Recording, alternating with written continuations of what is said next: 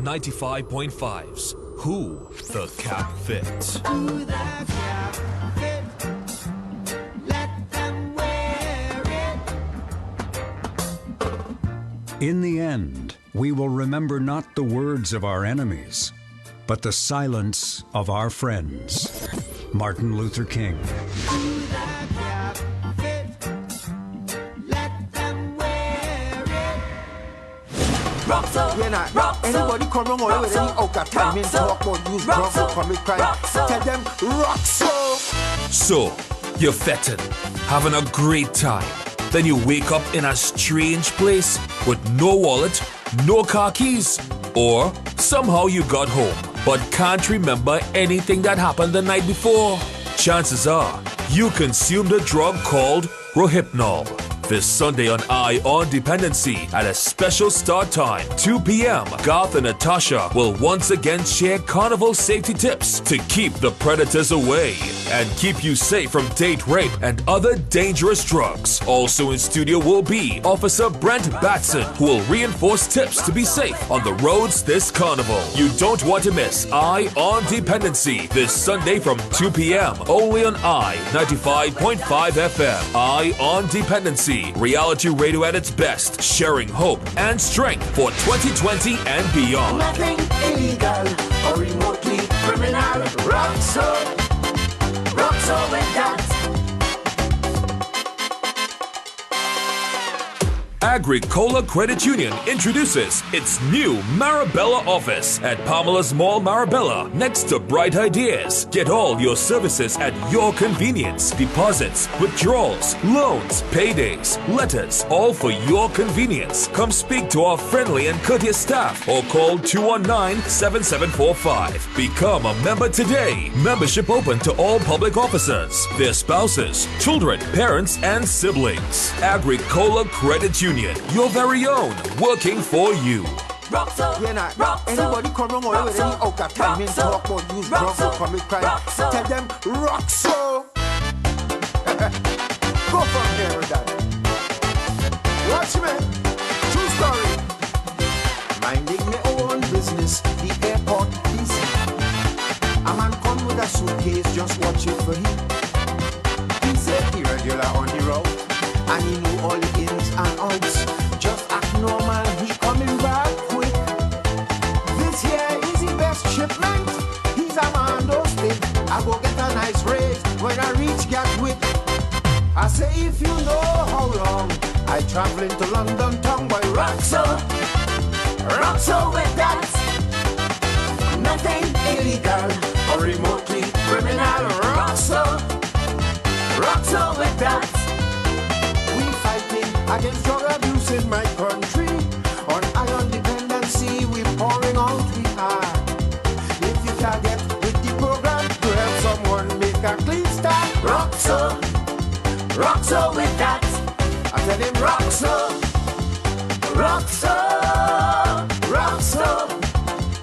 so with that. Some people real devious as far as I see. It seems like the only focus is easy money. A woman come to show me a scene how we could rob ATM machines by sticking a device underneath the glass. We will see people pay number is an easy task and take out their money and pay a mass. I say I know you so long. We grew up in this town. You rock so with that. Nothing illegal or remotely criminal. Rock so with that. The country done struggling with a problem. With violence and crime, we can barely cut. So unless you have a plan to turn around the killing stats, rock so with that. I tell you rock so with that. Give them jam. Yes. All right, good afternoon, Trinidad and Tobago, and welcome to Eye on Dependency. And as the start of the carnival season, today the king has arrived and everybody is on the road going about doing your business. As usual, Natasha and I want to stay focused and continue to educate you. Those of you who just got home, who just getting up, about to hit the road, we have some very important tips for you today. And Natasha is with me as usual. Good afternoon, Natasha. Good afternoon, Trinidad and Tobago. Happy Dimanche Gras to you. It's Big Sunday in Trinidad and Tobago, and Carnival 2020 is well and truly here. Tomorrow is the big day when it all starts. And as God said, you know, we want to keep our heads on our shoulders and make sure that we share with you all of the things you need to know about how to stay safe this carnival. You've been out and about all season, fetting, liming, drinking, and doing other things. But as you go ahead and do that, you know, we want to make sure that you stay safe, you and your family stay safe. And we'll be joined in a while by Officer Brent Batson, who will, of course, update you on changes and regulations that you must observe for the next 3 days. And before him, we're going to hear some clips from Inspector Wayne Stanley, who was here with us last Sunday, a couple of Sundays ago. And we felt that the information that he gave too was very important. For instance, you know, we're going to speak about what immediate action to take if you think you were drugged, what to do if you're drugged and assaulted, how you might, teaching you how to be observant, and of course, how to preserve evidence in case, unfortunately, something happens to you, like getting raped or molested or something like that. How to preserve that evidence. And of course, some of you right now packing your children's bags to go drop them off by granny or drop them off by a friend. Are you sure about that friend? Are you sure about the person or persons you're going to leave your children with for the next 2 days, some of you? To those of you who have children leaving home tonight and you're not seeing them until Wednesday, are you preparing them for that? Especially those who are easy susceptible to peer pressure. How are you preparing them for that? Because this is the day, I can tell you, today, tonight, when people leave home, there's a window of opportunity here, especially if you were a strict parent and you were on that leash all the time and you were convinced to let them go now. What can happen? Are you prepared for that? Are you prepared for the aftermath? Are you someone who just came out of rehab and you're starting to get urges? What do you do? All of these things we will be discussing here this afternoon. And of course, we are joined by a crew from Australia. Natasha, could you introduce who is here? Yes, we were contacted by a local filmmaker who we are familiar with, Catherine Emmanuel, who said there's a team from ABCTV in Australia who is interested in getting some information about Garth and not only his calypso, repertoire, but also the work that we do here in our Dependency as regards, substance abuse, crime, and related issues. So we have Andy Park, who's a journalist, and Matt Davis, who's behind the camera right now, filming us as we do our show for you this evening. Hi, good evening. And of course, we're joined by Officer Batson and another colleague from the Trinidad and Tobago Police Service. Traffic branch, to be exact. Mitchell. Yes. Right. Gotcha. So we're going to take a quick break, and when we return, we'll get the show on the road. Stay right there. We'll be back. Anybody come wrong or with any out of time in talk about use drugs or public crime, tell them rock so. Agricola Credit Union introduces its new Marabella office at Pamela's Mall Marabella, next to Bright Ideas. Get all your services at your convenience. Deposits, withdrawals, loans, paydays, letters, all for your convenience. Come speak to our friendly and courteous staff or call 219-7745. Become a member today. Membership open to all public officers, their spouses, children, parents, and siblings. Agricola Credit Union, your very own, working for you. Hey, all here. I look into your room, Who riding with me? What? You could mash up a lime, eh? Yeah, bro. We coming. But first... I real good. I have to drive all you home. We afraid so. Boy, take a drink, eh? Brethren, I am the designated driver and I must be responsible. So ease me with that talk. Let we go. Alright, boss. I hear you. Drinking and driving can have devastating consequences. Designate. Don't drink and drive. A message from I on Dependency and the House of Angostura. If you're an adult and you choose to consume alcohol, do not accept drinks from strangers. Be vigilant when obtaining your drink from the bar or from anyone, especially if the drink is opened or already poured. This message brought to you by the National Alcohol and Drug Abuse Prevention Program NADA, a division of the Ministry of Health. So what's the deal with home insurance? Well, here's how we see it. The Caribbean is warm and sunny, but there's more ocean than land, so we get lots of storms. We also sit in an earthquake zone, making our islands shake every now and again. And there's other stuff too. Nature is unpredictable. Wouldn't you want to protect your home? The other reason is that there's so much value in a homeowner's policy. Buildings, floors, and walls are covered, for sure. But so are appliances, furniture, clothing, dishes, and jewelry, all at one low cost. Who knew? Best of all, it covers costs for certain types of temporary accommodation. If you can't live at home afterwards, as long as the losses occur as a result of named perils, there's a lot of value in a homeowner's policy. Ask our reps for more information and protect your home sweet home. Call us at 6 Beacon or log on to beacon.co.tt for more info today.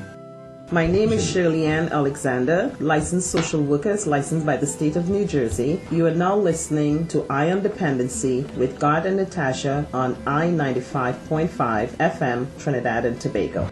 This is reality radio at its best. I on Dependency on I-95.5 FM. Anybody come wrong or any out of time, talk about use drunk for comic crime. Tell them rock so. All right, thank you very much for staying with us. And we've been joined by Sergeant Brent Batson, if you please. Yes, yeah, recently promoted. Congratulations, Sergeant. Yeah, thank you, I mean, thank you. well deserved. You stuck with it, and you were committed from the start, and we thank you very much for your service. No, it was part of the job, and I here with WPC Domingo Michelle. She was part of the traffic branch DUI task force. Good. That was major in trying to change the culture of drinking and driving. Even though sometimes I really wonder if we're changing it, from what we're seeing out there still. Remember what I used to tell you, Brent, when we just started interviewing you, how the hope you had and the let's hold hands and sing. And sing Kumbaya together. And how is that going? Well, it's a work in progress. All right, it's a work in progress, and we continue to do what we have to do. And I want to emphasize this, folks, to say that Commissioner Griffith has been driving both sides of policing. One is the hard policing, and of course the soft side. With the soft side, we aim more on prevention. Both WP Domingo Michelle and I came from is it Carnival Village, I think? Carnival Village. This morning there was a big breakfast. That's breakfast. Breakfast. At Hazley's Crawford. Yes. And we were deployed out there for voluntary testing. And those who've seen us out there, we're just making sure everybody, who is willing to, and it's entirely up to you. There's no legal consequence, but allows you to test yourself before you go out to make sure you don't get yourself in a roadblock. And and then it's amazing. As soon as we finish, we're feeling really good. And then we reach back in the station, and then we find out some drunk fella knocked down a pedestrian. And now when we read them, we feel the breathalyzer, so we had to deal with him there at the branch. And I'm telling the driver, I say, this is why, we told you we're out there. Right. We told you you will be dealing with this. So why are you still continuing? But you see, in their minds, they think it's okay. And in their minds, they also think that they're not going to get caught. Well, guess what? Yes. And this is why I tell everybody it is not worth it. That spoils his carnival already. For real. Yeah. He has to appear before the magistrate more likely on Thursday.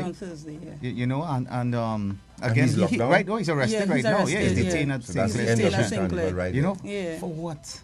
You know how much rum you're gonna drink, bro?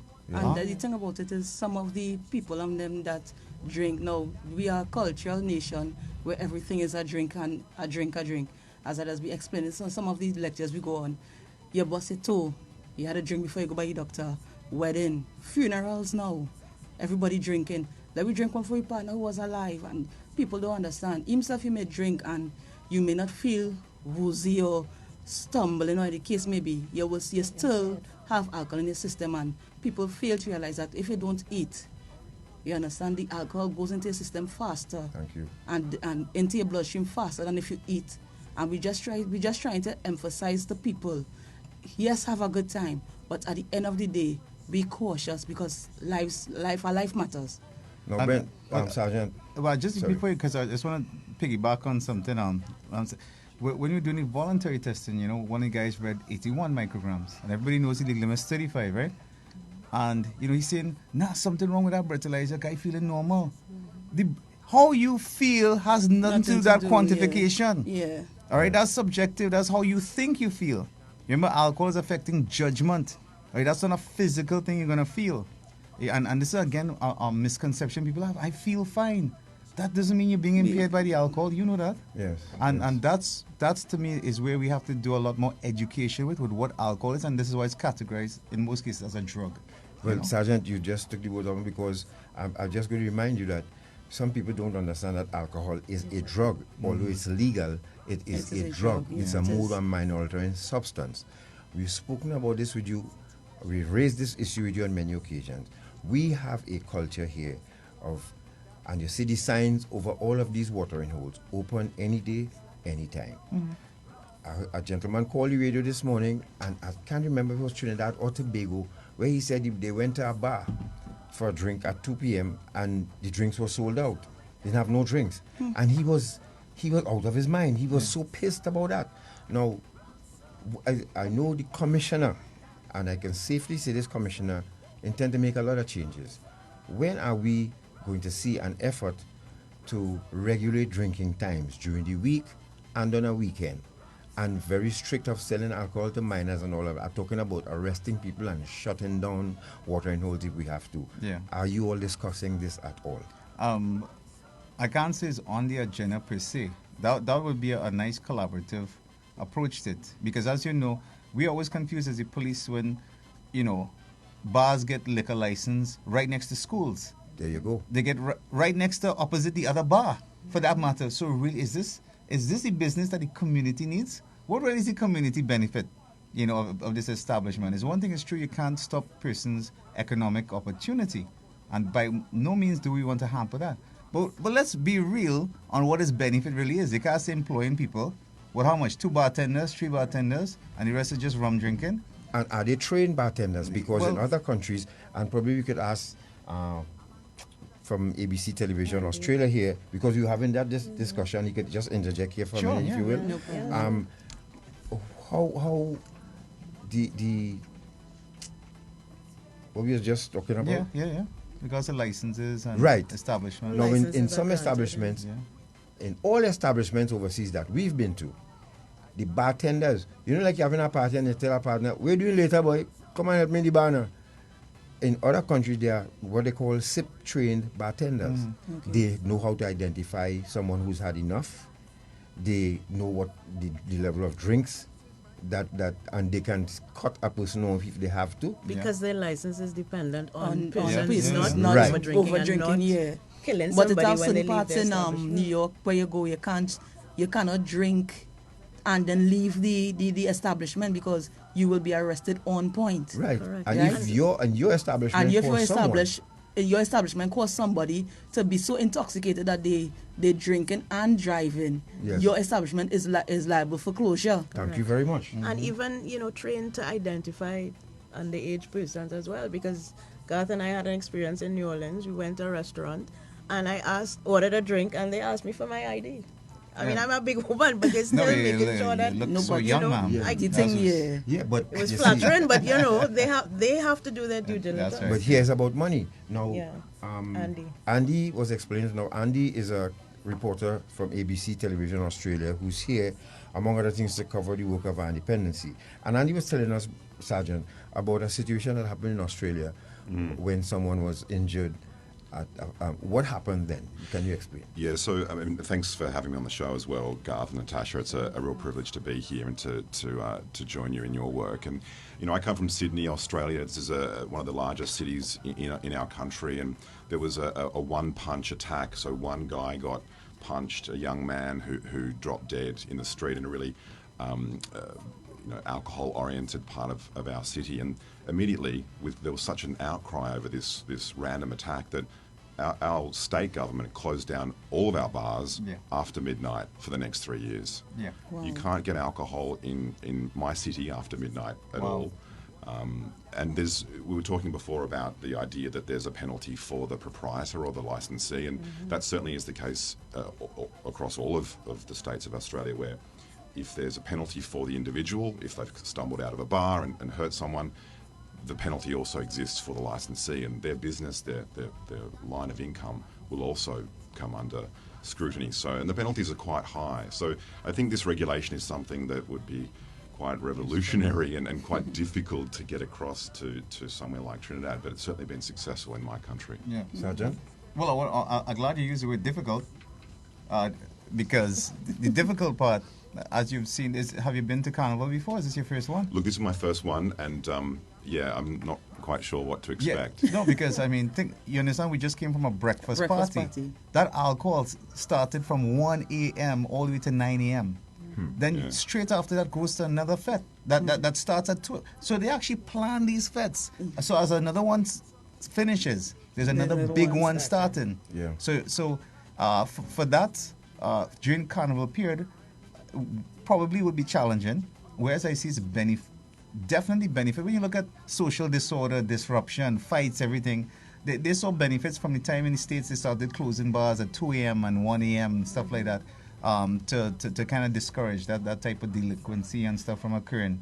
And it's something that probably we really need to take seriously, because like I said, I don't really see any major benefit from any it's funny you say that, because after those one-punch laws, they were actually called the lockout laws, came into effect in Sydney, Australia.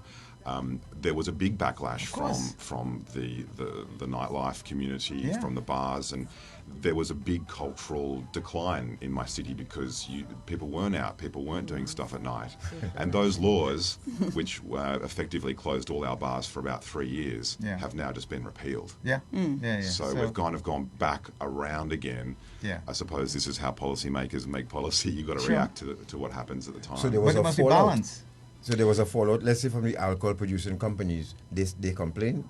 Yeah, so it's it'd be kind of the lobby group that represents the bars and clubs and casino. I mean, those sorts of venues are the ones that ultimately missed out on business, and they were successful in lobbying the state government to overturn those laws. Right, yeah. But again, the balance, you see. Again, these people have vested interests, and this is where, even from a policing standpoint and public safety, there are multiple interests involved, as well as ripple effects of our actions, even from an enforcement standpoint, on persons' investment and stuff, That being the case, it would have been interesting more on a research study on what were the public safety benefits of that 3-year ban. I do happen to know some of the public safety benefits. The main hospital that was the recipient of all of the accident and emergency cases as a result of nightlife, they saw a 5-fold decrease in violent injuries, injuries as a result of violence, and so the hospitals were happy, and the doctors were supportive, but they ultimately don't. They were actually getting jobs. They were actually getting their practice. Exactly. That's it. And then all the taxi service providers will be affected from the night. You know what I mean? So it's pretty big. And as you mentioned, in regards to law and order. So 2 things I want to emphasize to all your listeners. 1, please remember, we are out there. Do not, I'm telling you all, do not spoil a carnival by consuming alcohol and driving. The legal limit is 35 micrograms of alcohol. If you're not too sure what that is, don't do it. Because you might think, well, you know what, that 5 beers is enough for me, and you went over the limit. And you're going to find out that the hard way. It's going to spoil the carnival. It's up to $12,000 fine for that first offense. If it's a second-time offender, that's $22,500 and possibly 5 years imprisonment. It is not worth it. So can I interject with that? As as Sergeant Batson will say, this is not a ticketable offense, as some people say. It's a ticket, I go take a ticket and done. It's not. It's an arrestable offense, and it goes against your driver's permit. It goes against your record. So if you have to like go America, or you have to get a certificate of good character down here, it will show up. Right. Whether it be fined or what, it will show up. Lovely. So as my sergeant said again, we implore the people of Trinidad and Tobago, yes, enjoy yourself, but please take caution. Don't drink and drive. And for those of who may not know the 35 micrograms, what is the equivalent? 2 beers, 3 beers, a rum and coke, what? Well, God, very, very cautiously, this is what I will say: 185-pound meal, all right, consuming 5 12-ounce beers at 5% volume could reach, all right, a reading of 35 micrograms of alcohol. Okay. All right. On average, the liver takes care of 7 micrograms per hour. All right, so walk around with your calculator. Right? Doesn't make Or just don't drink anything, or just don't if you're driving. Saying, He's speaking on behalf of the male. I'm speaking on behalf of the female. The females who we retain water.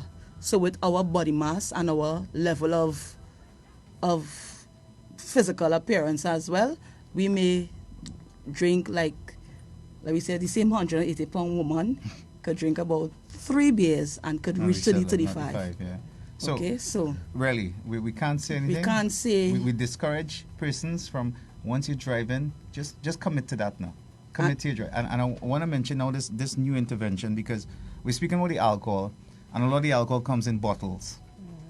And with this new ban on the bottles, all right, this brings another cultural change into these festivities, right? Yes. So, folks, please remember, under the Carnival Prohibition of Glass Bottles Regulations 2020, couple things very, very important I need you all to know.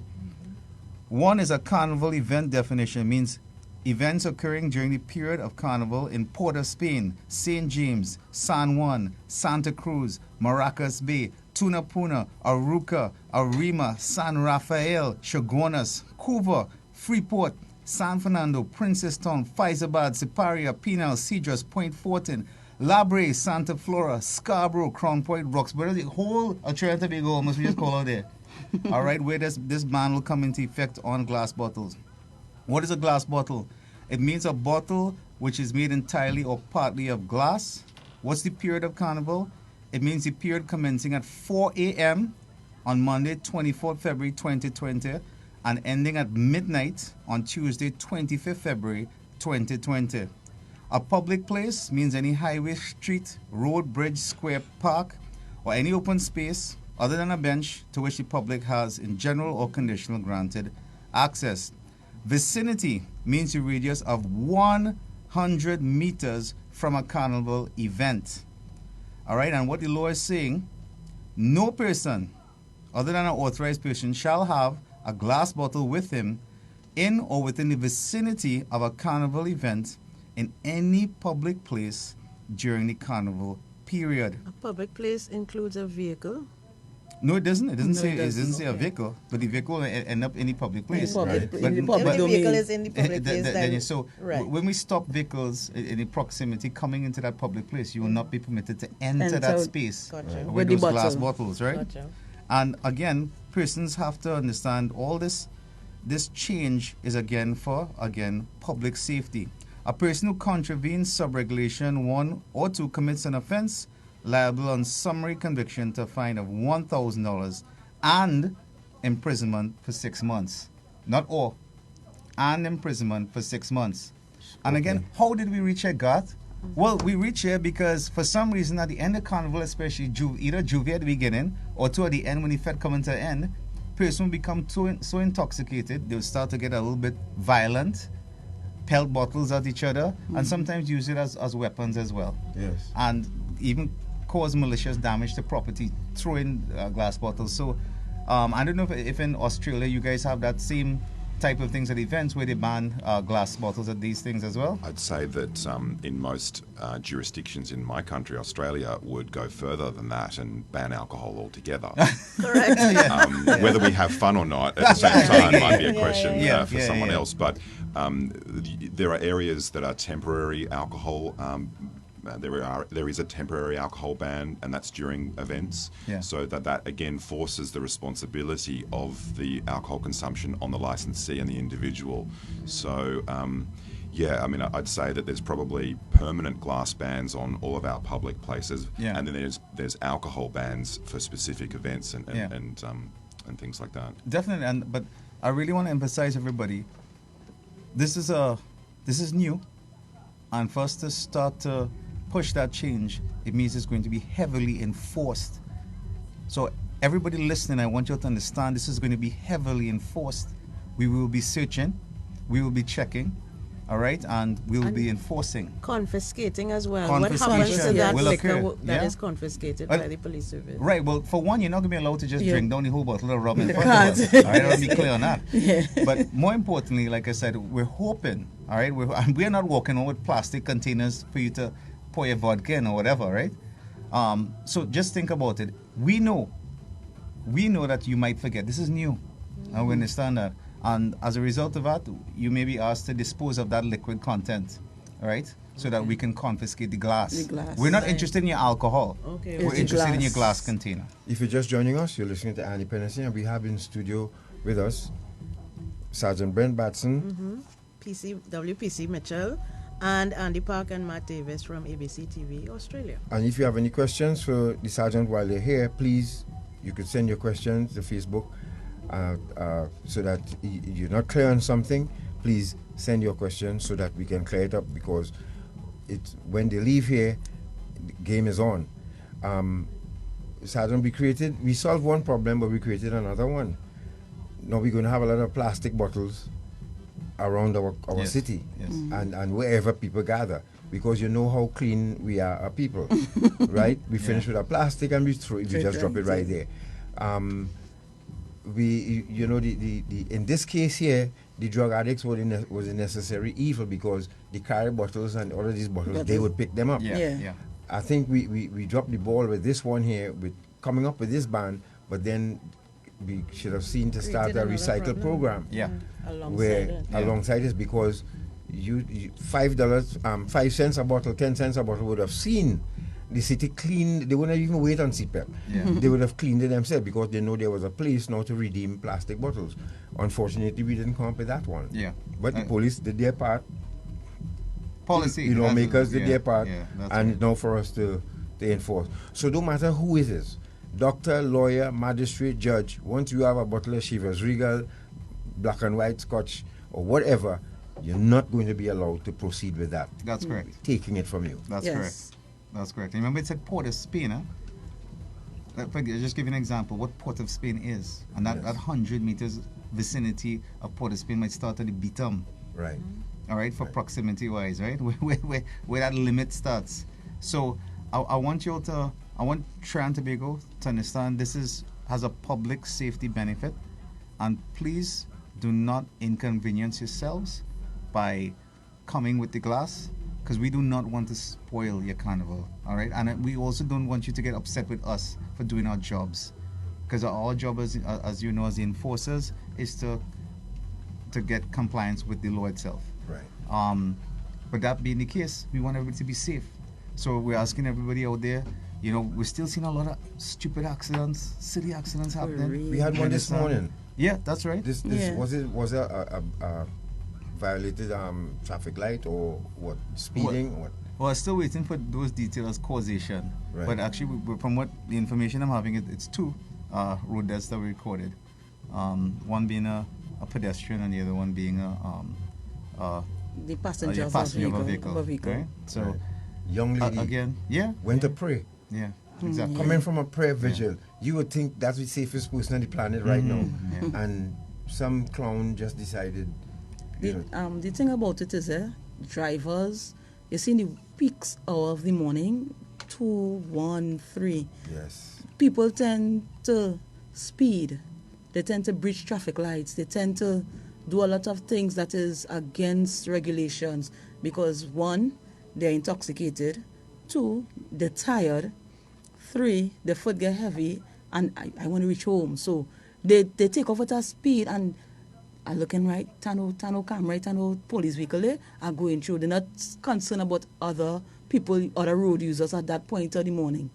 You understand? So vehicles that come from party and the drivers and them there, when tiredness come, it's have a thing we used to say, the tree move and the lamp pole move. You understand? Now you'll be driving and this is the lamp pole here, but I pass the lamp pole in the center, so I'm going around. Bam. Yeah, it's a good point you made because fatigue around carnival time is another big issue. Yeah, because remember, party after party. Yeah, people then going pumping. On point 14 and the pumping really hard. Yeah, the pumping hard. Your body has to rest. So the body not resting. And so. then alcohol, it unmasks fatigue. All right, so people tend to fall asleep. And so it's literally a culmination of all these things that happens around this time. And we're seeing it. And this is what I want you all to understand. We are seeing it. Every carnival we see it. So we hope people listening, we hope people take the advice because there's only so much we can do. In the end, is individual responsibility. And people tend people tend to think that mixing an energy drink with alcohol gets you by. Yeah. But the energy drink is when you're on the move. When you just sit behind that steering wheel, the alcohol will take over. That's when the alcohol will come to the surface. But people forget how much sugar there is in an energy drink. So when that insulin spike occurs to deal with that sugar, that's going to fall asleep. You understand? It's a big mistake. Yes. And things people don't understand and people don't realize. For instance, like when the energy drink, when you take an energy drink and mix it with alcohol, that is a hardcore substance without a substance to make you go mad. Because I remember a time I gave my children Monster to drink. And I was up until 3 o'clock in the morning because they didn't want to sleep. So I was like, why did I make that mistake? So people who take energy drinks and they come and drink alcohol, they tend to have like a sugar rush. And they go into a kind of frenzy mode and I could drive and I'm excited and they just mash out on X and gone. Right? So as the sergeant say again and our officer, law enforcement officer, we ask people, yes, enjoy yourself, but please consider other people's lives, your own life, you know. That's the sad part. They don't hire a driver. Other people, You know, it's they don't consider people's lives. And the thing about it is, if it happened to them, they will mourn a month, 2 months, and then they're back into their old habits again. Right. And as a law enforcement officer seeing these things, it does really irk me, pain me, because sometimes I just be pitying like this. It could be my family. Yes. You understand? And when you all come up on a scene with mutilated bodies in a car, or people how does it affect you all? Well, I can tell you right now, most of us are very numb to it because we just look at it at why. Yeah. Really, again, an unnecessary preventable loss of life, just because somebody made a silly or poor decision making. Why? So it gets us more upset and angry because we're the ones who have to now take that phone out of that person's pocket to try and find who these people are, who are the loved ones, to come identify the body, to verify who they are, to call someone and say, your son has been involved in an accident. And then usually the person starts to scream because they're already around 1 o'clock in the morning. It can't be good news. If the person was injured, we will call and you will call your family to call. This is not the type of calls we want to make.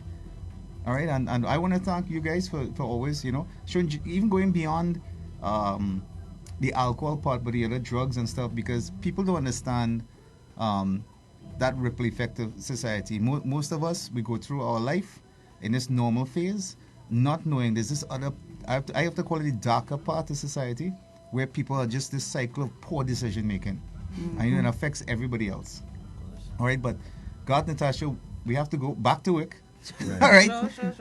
I don't know if any other question from anybody. Go ahead. No, I just wanted to ask about the use of the breathalyzer. How long has it been in effect, and do you think that the public is getting more accustomed to? Good question. So since 2009, we've been effectively administering that, getting better and better. When the DUI task force started in 2012, that really started to spike the DUI arrests. Then the commissioner gave instructions for divisional DUI teams because they saw how important it was. I remember there was this newspaper article recently after Marshall. Monday we arrested five people, and the highest rating was 86.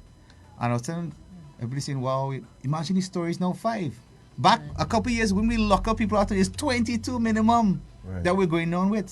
So much people had designated drivers using a ride share, calling taxis. That's what we want, and that, Garth, is a sign of culture change. So what's the procedure? I get arrested after a party tonight. Let's say 2 in the morning. You pull me out of the car. I'm over the limit. What happens from then? Well, at that point, all right. So first of all, you're gonna be subjected to a test, a request. We'd have reasonable suspicion. Unlike Australia has a random breath testing, right? Yeah, we have reasonable suspicion testing. We have random drug testing. Yeah. On the road, so. Little mixed matters like why wait? Yeah. You're not supposed to have it, right? Yeah. So we with regards to the so once we do that, like I say, you submit yourself to the test, and I want everybody clear on this. Once any constable requests that breath specimen from you, you must, and I can't emphasize this, you must give it to him or her. Failure or refusal is arrest without warrant, $12,000 fine, 3 years imprisonment.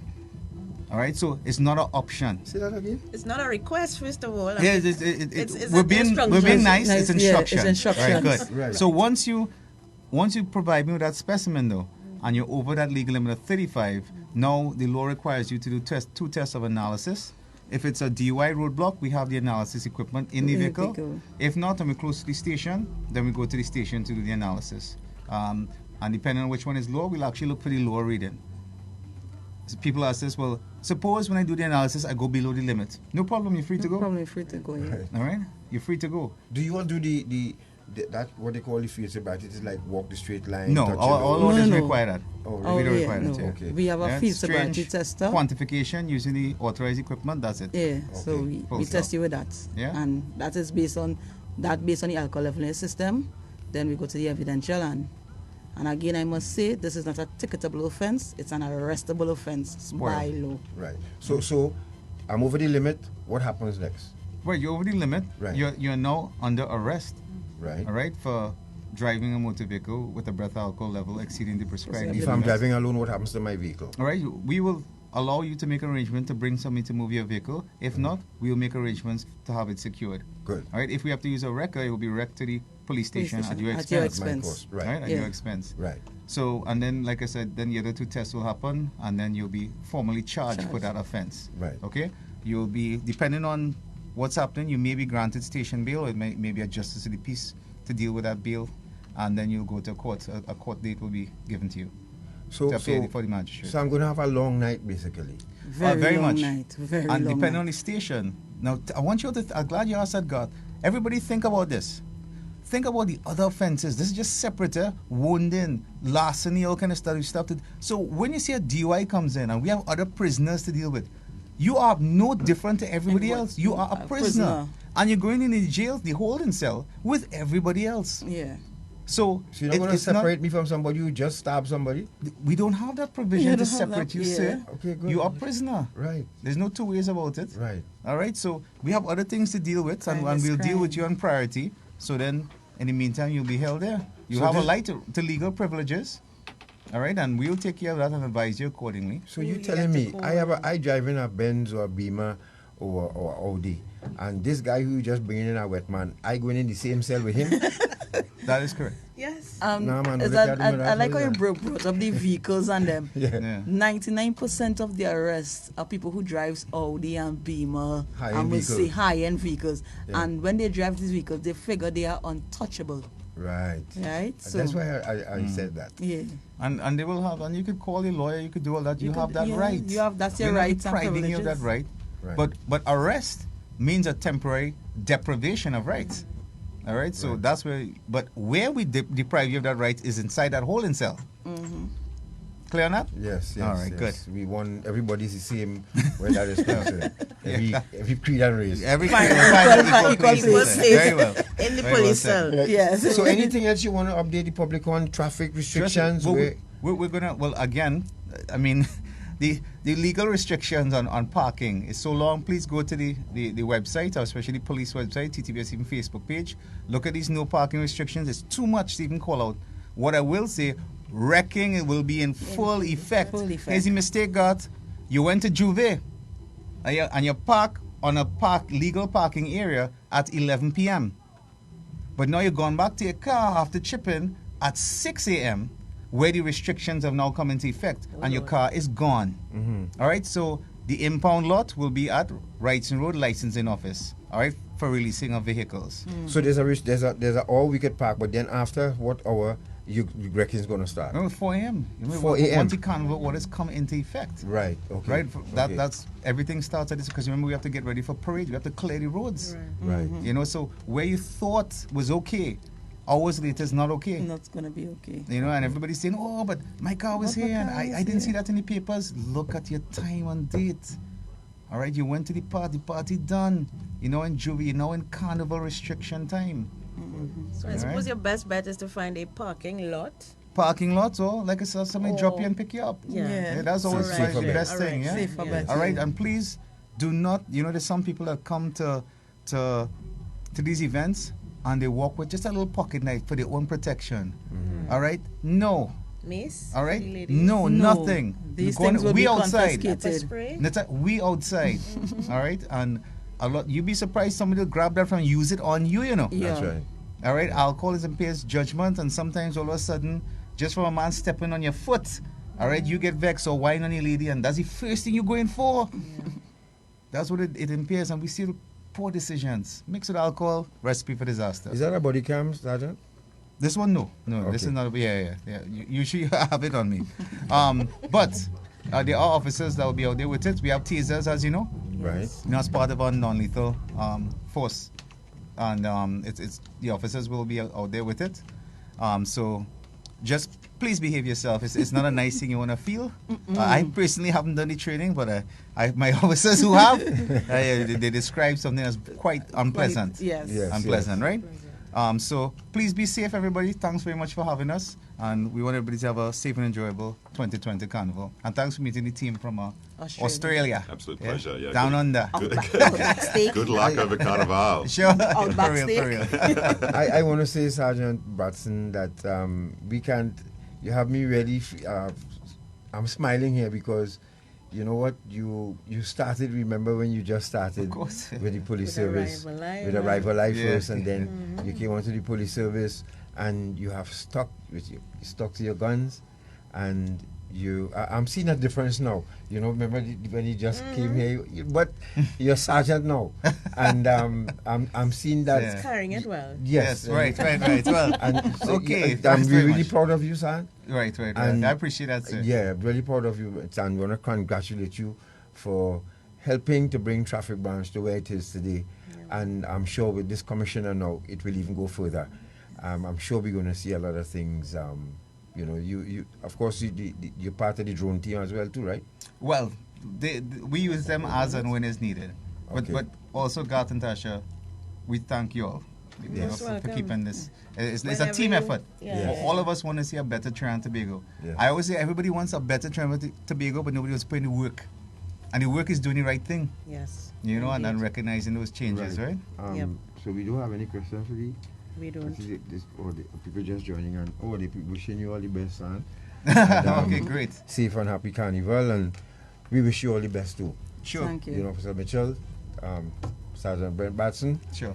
They're leaving us now, folks. You know, we didn't want them to go, but you know they have to because they work. They're on duty. Yeah, they're probably not going to sleep until Ash Wednesday. Ash Wednesday. Even Ash Wednesday is the cool down. Wednesday is the cool down. You look at that. I hope you have your vitamins. It's non-stop, eh? I'm trying. Yep. Yeah. All right. Get some rest. Thank you once again, folks. Nice to be here. God bless you all. Be safe too. Yeah. For Carnival, Trinidad and Tobago Police Service. Well done. Well Thanks done. again.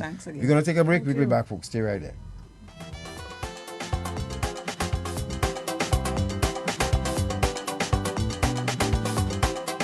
Breakups are hard. But breaking up your insurance premium is easy. With Beacon, you can break up your premium into smaller and more manageable monthly payments. Call 6 Beacon at 623-2266 and ask about breaking up your premium today. Parents and caregivers, do not expose or introduce your children to alcohol. Talk to them about the dangers of drinking alcohol. This message brought to you by the National Alcohol and Drug Abuse Prevention Program, NADAP, a division of the Ministry of Health. Agricola Credit Union Cooperative Society Limited introduces its new and improved mortgage loan package from as low as 5% per annum. Home renovation, purchasing a home, constructing a home. Come to your credit union today. Speak to our friendly and courteous staff. See your dreams come true. All lending criteria apply. Check us at our head office, 20 Phillips Street, Port of Spain. Arima branch office, Pro Queen Street, Arima. Tobago office, Plymouth Road, Scarborough, Tobago. And our Marabella office, Pamela's Mall, Marabella. Agricola Credit Union, your very own, working for you. Hey, all here. I look into your room, you know. Who riding with me? What? You could mash up a lime, eh? Yeah, bro. We coming. But first. I real good. I have to drive all you home. We afraid so. Boy, take a drink, eh? Brethren, I am the designated driver and I must be responsible. So ease me with that talk. There we go. Alright, boss. I hear you. Drinking and driving can have devastating consequences. Designate. Don't drink and drive. A message from I on Dependency and the House of Angostura. Hi, I'm Peter Slowly. I'm a Deputy Chief with the Toronto Police Service. You're listening to I on Dependency with Garth and Natasha, Trinidad and Tobago.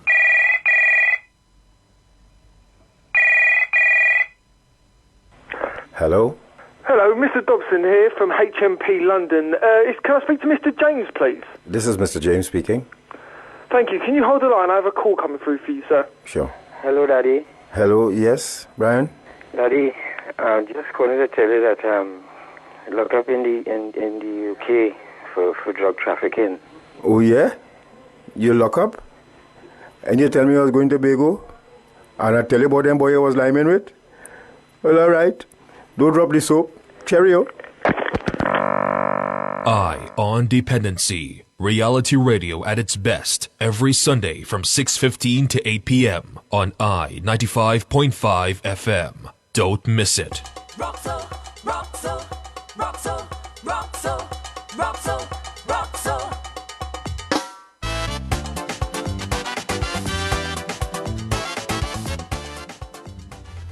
Thank you very much for staying with us, and we thank Sergeant Brent Batson and Officer Mitchell for dropping in and updating you on restrictions and other things concerning us citizens of Trinidad and Tobago. And somebody asked a question, are vendors allowed to have glass bottles? Do you want to answer that, Natasha?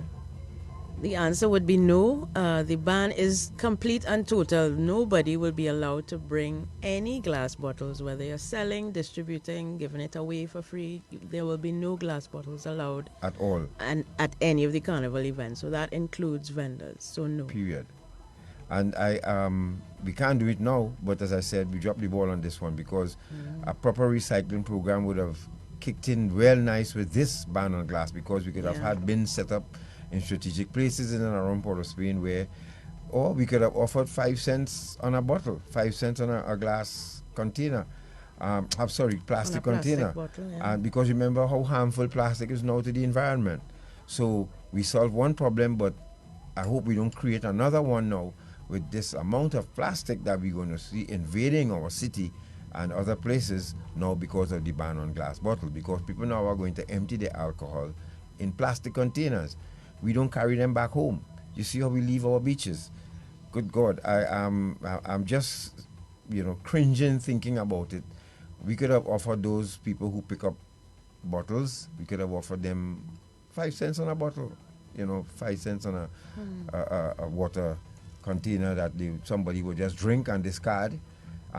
What about the band leaders? Do they have a container for their masqueraders to put their plastic? Yes, they do. They would, because remember they have the roving bars. They have bars on the road, so they literally, in your package with your costume, you would get all of the accoutrement Wait a minute. that you require. Are police going to concentrate on those premium drink trucks those high-end mass bands that have glass bottles, and what about them? I hope this goes across the board, because I wouldn't like to see somebody dragging away, a police officer dragging away a vendor who happened to have a bottle of rum, but then right in the back of them, a truck passing, because they have bars in those trucks. Yes. I saw them for many carnivals. More than one truck bars. With premium drinks. What about them? They would have glass bottles in them too. So I hope that an example would be set with them too as well. Let's hope that's not the case, that they would be responsible as well and have their alcohol in plastic containers as well. I would assume so. Okay. Let's assume. But even although that raises another question in terms of serving of alcohol to minors while they play in mass, right? Because there's no restriction, there's no age restriction when you sign up to play mass with a band, right? Right. So you're being served alcohol, even if you're a minor, you're being served alcohol on the road. So I don't know how we treat with that, but that's another issue for another day. All right, so let's go to these safety tips from Inspector Wayne Stanley, and then after which we speak with our guests in studio here. Let me just set them up. You could play them all back to back, Tom, but basically what Inspector Stanley is talking about here, first he speaks to what is the immediate action you need to take if you're at an event and you think you've been drugged. Then he speaks about what to do if you realize you've been drugged or assaulted, especially for women. If you've been assaulted, what are the steps you need to take? He mentions in the third clip about being observant. If you notice somebody who is putting something in a drink, in a fete, you have to alert the person and don't try to find the perpetrator, because you're wasting time by doing that. And finally, the final clip is about taking care of your children who you may have to leave at home. Do not leave them with teenagers to be supervised. So let's hear from Inspector Stanley.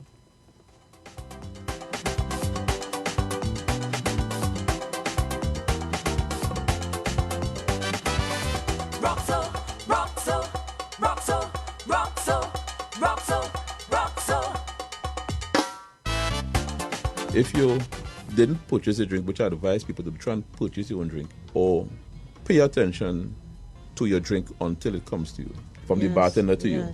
If you miss that part of it, and you are a regular drinker, and you take 2 sips of your drink, and you realize that, hey, here what's happening, this ain't feeling right. You start to feel as though you're getting drunk. You know you have been drunk. Because if you're accustomed drinking 6 Scotch and soda and 1 Scotch and soda, have you feeling that you drank 6 or 7, you need to stop drinking immediately. Tell a close friend, say, look here what happened. Something has happened to me and I need your assistance. Get that friend to contact your relatives. The worst thing to do is to spend time trying to identify who drugged your drink, because it's working on you in the meantime, and you may fall into a state of unconsciousness. So you need to start to act quickly. You also need to not try and go on your phone to research the characteristics. You know, some people do a symptom check on their phone. You're wasting time. You need to seek medical help. If there's a medical person close by in the fete or the event you are, you need to get that person to take you to them and explain to them your situation so they can administer some sort of medical assistance. I-95.5 FM, Euphoria 95. The action is here.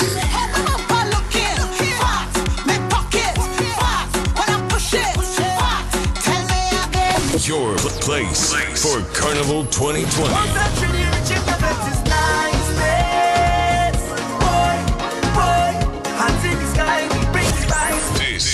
This is where the action is. Euphoria 95.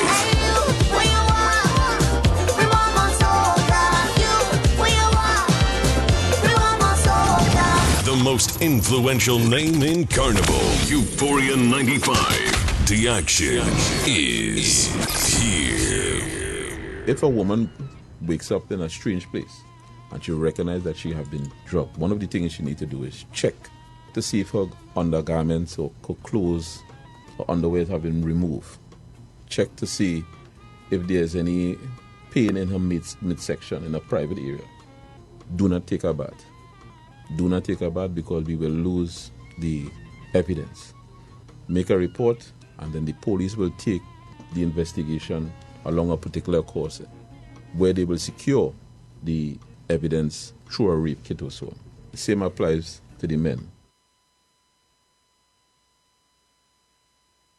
Do not sit at a bar or at an event and you observe somebody throwing something in a drink and giving it to someone else and don't say anything. I think you owe it to that person to say, look, do not take that drink. The guy just put something in that drink, do not take that drink. Or just accidentally knock it down and buy some time to tell the person, hey, I just knock over your drink, that person just put something in the drink, do not take that drink. Yeah. You see, we need to be each other's keeper in these times because we are not sure whether the predator wants to rape, whether he wants to rob, or whether he wants to kidnap. Does the risk outweigh the rewards? Your reward for partying is, enjoying yourself. But you're taking a risk with your kids. So in everything you do, you have to measure the risk against the reward. Whether it's drinking, whether it's, you measure the risk against the reward. So I want to go to this fete, but I have nobody to watch over me. My 7-year-old daughter or my 8-year-old daughter. Granny probably living too far. My sisters and them living too far. So I decided to take a chance and bring over another teenager to look over. Yes. Who is probably into so much social media that she's not paying attention to the child. Correct. Right? And that is the doorway for anything to happen to the child.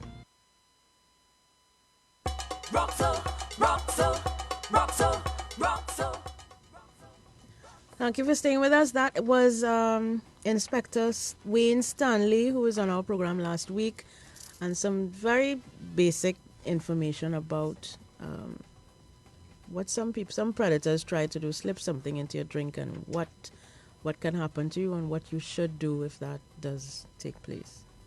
And of course, folks, remember, as the inspector indicated, if you wake up in a strange place, you cannot remember what happened, you do a self-check first. And of course, that's your underwear and your private parts. And once you realize that you were violated, then as much as you would want to wash it off, and you have to preserve evidence, so they advise not to take a shower and head straight for the police station, the nearest one. And of course, you're preserving the evidence as your underwear and all of that. Any drink or glass or whatever, you will have that too as evidence. Why we have to do a program like this, folks? Because this is the time of year. Normal time people fall prey to this, but this is the time of year that predators maximize on the ability of people to let their guard down. I can tell you some of the things that I did. That this time for a drug addict, it's the happiest time of our lives, because now a lot of people, throw caution to the wind. One thing about posting on Facebook when you're leaving home and which band you're going to meet, you need not do that this time around, because remember, predators have smartphones too as well, and they're on social media as well. So once you decide to take a picture in front of your house with your mask costume and telling everybody, well, all right, we're leaving to join the band now, and then when you reach your band, you take another picture and you post your location and say, okay, we meet up with the tribe, or meet up with the group, and here we are, and your house vulnerable. So you need not do that. You go to a party, and you even if you know people, still insist on getting your own drinks or having your own drinks, keeping your eye on your drink. Do not let your guard down. We are living in a different time. And as the Commissioner of Police said, you have to now think like a criminal. Put yourself and I could tell people when I was using, going around looking for parked cars with no security, man, that was sockeye.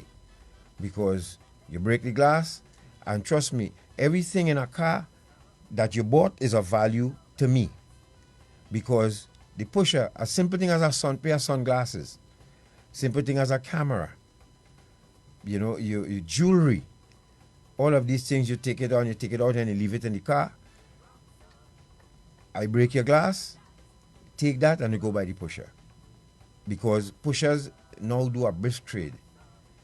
Because everybody running by them, all the crack addicts running to exchange, once the money is done, to exchange for crack. All right, and remember we have other pills added to that now. And these pills are $100 plus for one. Well, I'm sure Carnival time they're going to go up to $150, even $200. And people run on that. So I would have looked for drunk people walking by themselves. There are predators who waiting for you to drop, or they will drop you. Well, thank God I never reached that far, but it was easy to walk up back streets, side streets, especially around the Savannah side.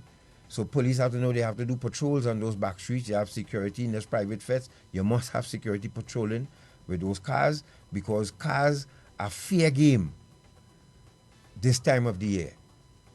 As I said, you just break your back glass, get in your car, and clean it out. You have decks that could remove. Whoa, that's a nice take for the night, because people still have that? Yeah, people still have. Yes, Natasha. I'm just saying, a lot of cars, are electronic now, so you can't remove a deck from a car. Yeah, well, all right. Yeah, Roxanne. That's back in the 80s and stuff. So. Right, but you have spare tires. Yes. You have jacks. Yes. Right. Yes, and your laptop, all of these things. Yeah. Some people walk out of their car. You leave this in your trunk. You think your trunk, it's not even safe in your trunk, because I'm going to break your glass, open your trunk, and look for what is inside of the trunk too as well. Another thing I saw the other day is about people taking their phones. They're very expensive iPhones and Samsung 10s and 9s and stuff with them. They advise that you have a Carnival phone, i.e. a Me Too, a cheap phone that you have on you just for emergencies. I mean, everybody wants to have the nicest pictures and stuff, but don't walk around flashing the fact that you have an expensive phone. Somebody's going to take it from you. Yes. Somebody could just grab that out of your hand, and that's the end of your phone. Correct, So, exactly. and your wallets. You don't have to go to town with your wallets either. Just take out your ID. This one time I'll support fanny packs, where As that coming back now, it's a style now. Fanny pack? Yeah. There you go.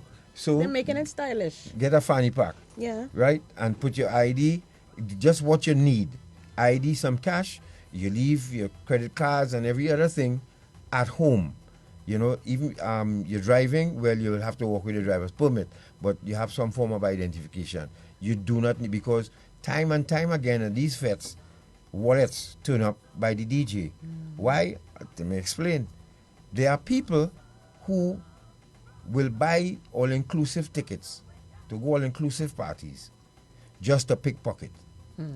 You won't believe that. That's a job for some people around Carnival time, because especially women. Now, for the life of me, I see some pickpocketing already. It's so clean. I don't even know, like, people practice that for months, or maybe for years to perfect the art of pickpocketing. But the simple hold on and whine from behind. Sometimes two strange women come and whine on you. And they wait till everybody in, the alcohol starts to soak in and you really get into it. And two women come and whine on you, nice, and you feeling, oh, you're GT boy. And next thing you know, one stay, have you engaged for a bit, and then she say, I'm coming out. The next one disappear already with the wallet and you don't even know. So you have to be careful. They come back with a drink for you. If they find, your wallet too hard to come out your pocket, then next thing you know, you start to feel sleepy. You wake up, the woman solicits you, you feed your GT, you get up, no wallet, no car keys, How you going to report this to the police? And of course, your wife and children at home waiting. How? What you going to say? You got robbed and they get knocked out and they carry in a hotel? What you going to say? Please be careful, because we have those drugs out there now that can knock you out and you would not even remember that person if they come the next day and stand in front of you. All right? So please be aware of this. Of course, dropping off your children. Andy, and of course, remember, folks, we have Andy and Mr. Andy Parks from ABCTV here. And they have a program in Australia from ABC called Foreign Correspondent. And Andy, you would have, Natasha, you have anything to add before we get it? Andy, you would have anything that you wanted to add to that? Yeah, I mean, obviously Carnival's a time where there's a lot of people out and an opportunity for people that want to commit crime. And I suppose crime is something that we're interested in our stay here in Trinidad and Tobago. And I think, Garth, you're quite a brave voice speaking out about crime and addiction as a former addict and convicted criminal yourself. Why is there such a rise in crime in Trinidad? Why have there been such record numbers of murders, for example, last year? What can you say about that? Well, there are many different reasons, Andy. The one we can pinpoint to, I knew it was going to escalate, was drug-related crimes. I'm sure about that one. This is why we started our Dependency 19 years ago, because when I was out there on the battlefield, so to speak, I realized, in sobering up after going to prison and spending that 6 months, the information I got from the streets and prison was enough for me to say, hey, we have a problem going to escalate, because what happened back then, crack cocaine was a combination of chemicals and cocaine, but it was 90%, let's say even 95% cocaine and 1% and 5% chemicals. Now, the smarter ones realize, hey, we could stamp on this product 4 or 5 times, stretch it out, and what I realized was going to happen was a lot of people going to get hooked on chemicals. Now, to understand crack cocaine use and what it does to an individual, crack cocaine, I keep telling people, it's not like alcohol or even marijuana. It's not a high, it's a feeling that lasts for 10, 15, 20 seconds, depends on the grade. And what it does, it creates such an intense craving that I, as an individual, once I take a hit now, my mind would be how I get in the next one, and first it would start, for those you who have families in your home using drugs, it would start with selling my personal stuff first, and once that's done, then I start selling the personal stuff from home, and then I would start stealing and borrowing, and so what happened is that the crime now, when we did petty theft and borrowing, and now it escalated to jackings, to robberies. So drug use was one of the things responsible for an escalation in drug-related crimes. And so do you think that with an increase in migration from Venezuela, there's been an effect on the crime rate here in Trinidad? It will, of course, it will. It will have that. I mean, it's on record now, Natasha, that police have been arresting for Venezuelan nationals who have found themselves committing crime, and that comes to migration. I hope people understand it happens in countries all over the world. And in fact, police shot dead a Venezuelan man just yesterday, we were reading in the newspaper here. Right. And although the details about that are unclear, what do you think that says about the current state of play here in Trinidad? Well, it's a sort of catch-22 for us, because as conscientious neighbors to Venezuela, the government here had to lend a hand. So was damn if you do, damn if you don't, because it's something that we signed on to, right? Mm-hmm. It's a convention that we signed on to. So the government offered to take care of some of Venezuelans, and of course, with that, there were people who would slip through the cracks. Now, they tried their best through Ministry of National Security and Immigration after the registration process was to send to Venezuela to get feedback and data on people who would have registered. And as they suspected, some came back red flagged.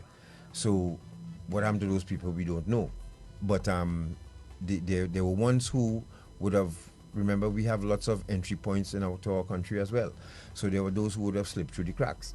And as a result of that, if they are criminals from Venezuela, then they wouldn't go and register here. They would now get involved with the local underworld. And there is evidence, certainly there is evidence that Venezuelan gangs have been collaborating with Trinidad gangs. Is yes, that true? From Minister of National Security said that too as well, that they have their eyes on certain individuals and certain situations that spoke to that. I mean, the arrest of Evander last year spoke to that confluence, if you like, of gang activity from the Venezuelan side and the Trinidad side. Yes, and that has been going on for quite a while. We interviewed folks here who are in prison right now who traveled to Venezuela and for drugs, and then remember too the guns that came into, a lot of them came from down the main, because we kept hearing it was easy to get weapons in exchange for simple thing as toilet paper and fast food. People, they would bring guns, and then remember, we are transshipment point too as well. So drugs would come here, the guns would send drugs, some would stay, guns would stay, and the drugs would go on to North America or Europe. So you're saying that essentially Trinidad's a stepping stone between Venezuela and North America? Always have been. Mm-hmm. And through from Colombia and Mexico, it comes down through Central America and through South America and through here, and then from here to Europe and North America, and that's our unfortunate geographic fate. Yes. But I don't think, I think for me, in terms of the migration issue, it has been surprising to me most of all how xenophobic my own people have been towards the Venezuelan migrants. And I mean, we have a very long history of migration. My own grandfather came here from Venezuela in the early 20th century. So we have a very close history, both of our countries. So it was surprising to me, shocking to me really, to see the level of xenophobia towards these migrants, and the stigma and the stereotypes that are applied to them, that all of the Venezuelan men are drug dealers, all of the Venezuelan women are prostitutes. And of course we know that's not true, but I mean that stereotype persists. And I don't think much has been done to really counteract that, unfortunately. We have tried to do our part. We've done some programming targeting those migrants in terms of letting them know what they need to do when they come here, that the fact that they are welcome, really, because we understand the situation that is happening in Venezuela, and we want to be able to provide whatever support we can as a neighbor, Yeah, and not only that, we too have to bear in mind that we have a lot of people who came back, who were deported to Trinidad and Tobago, who migrated as well and tried to find a better way for a better life, but they got themselves caught up in running with the underworld. They were caught, and now they're back home here.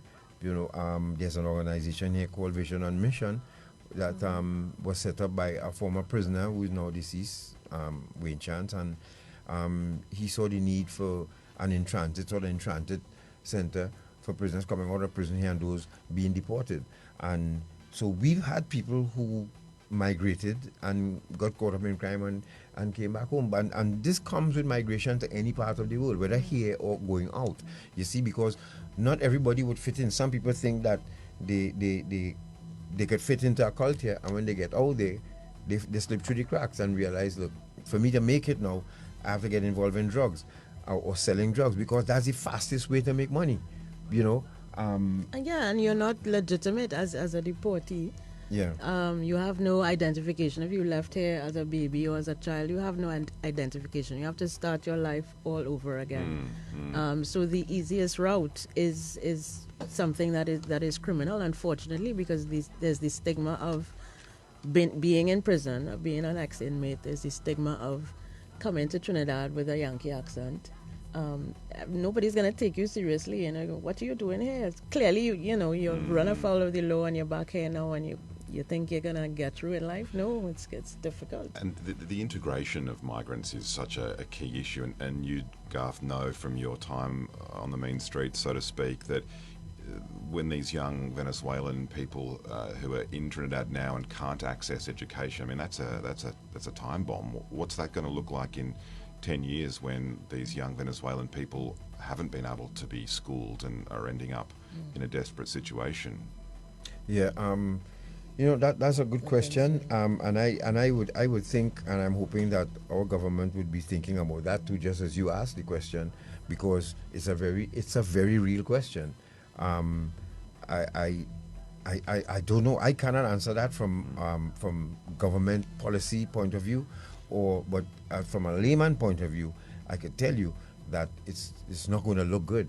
It's the police. They're going to get busier, because now we will have children growing up here without education, and again we'll want to find a way to settle in.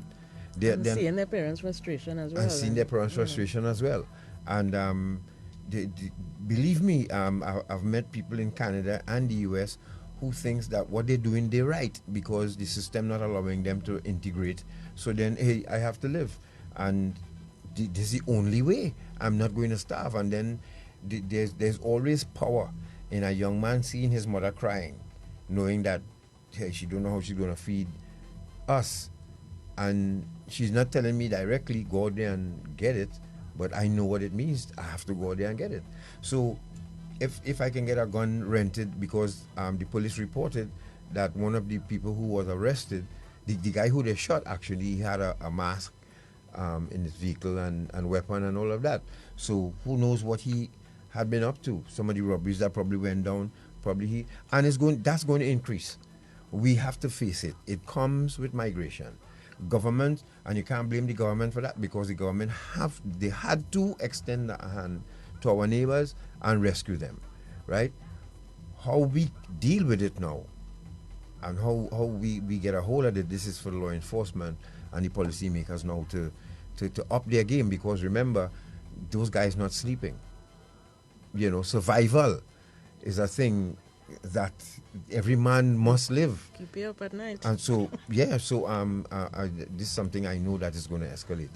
It will, and we just have to be prepared for it. What I would suggest to the Trinidad and Tobago Police Service, and it's just a suggestion, because I met one or two men at a unit, a law enforcement unit here in Trinidad and Tobago, who were police officers in Venezuela. And they said that they actually saw one or two guys who they arrested in Venezuela walking the street here.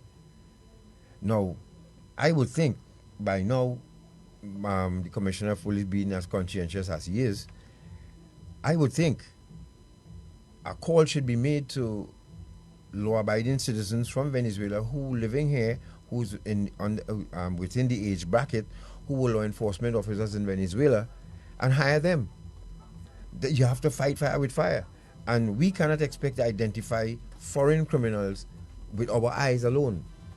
Remember. And especially if they've had their record expunged before they migrated. All of that, right? But I have seen some guys here working construction look real gringoish. But you can't tell that because we don't know them. But we have officers, we have magistrates, doctors, lawyers from Venezuela working here, living here now. We also have law enforcement officers. We have fellows from the military. And these guys said to us that they've seen people who they arrested in Venezuela for gang activity now living in Trinidad and Tobago. Walking free down the street. Yeah. So what we need to do now, and as I said, it's just a suggestion from us here on our Dependency, and I don't know how our citizens feel about this, but we need to start hiring Venezuelans who work in law enforcement in Venezuela, who can not only understand the language, the gangs, tattoos, because they have gang tattoos as well that they could identify. We can't fight this alone.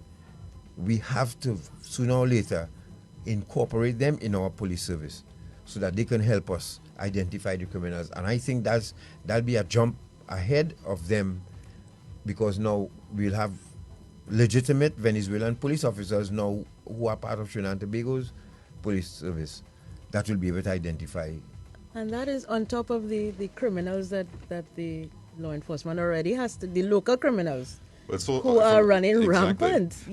From an outsider's, purely from an outsider's perspective, I gather that Trinidad's, always had its gang and crime problems, Yes. but this is just another one that law enforcement and the government will have to deal with. And, Trinidad's a small place, and to have an influx of people, some of whom, as you say, Garth, are unknown or their records are indistinct, then you guys are looking ahead for more trouble. That's what I see. Yeah, and I agree with that. And it's if they listen to us, but I hope they will. And we have to fight fire with fire, because the gangs we have here are, to me, more kindergarten than the guys from Venezuela. Those guys are brutal. They're cold-blooded, and there are certain marks that you would start that they would leave, how they execute people, how they execute their rivals, because another thing is going to happen is that they're going to have to set up blocks, and they will start on the outskirts of Trinidad and Tobago. Far-flung places, you mean? Far-flung places, yeah. Okay. That like Citrus and out in Mayaro, Rio Claro, Martlot. These areas, remember, things have changed so much. Everything happened in the city. You hardly heard anything coming out of Point 410 or Rio Claro or Cedros. No, people can tell you that they have problems down there too with drugs, with hard drugs. And so when these guys settle in, they don't want to be in the eyes of law enforcement or people who would speak or sell them out. So they would stay out in those areas. But they would have a battle now for turf. There will be a battle for turf. And within that battle, turf 1 will sell a rock that's, let's say, 90% chemicals, and then our next block will sell with 105 and spike it so that we have this block now selling more than this block.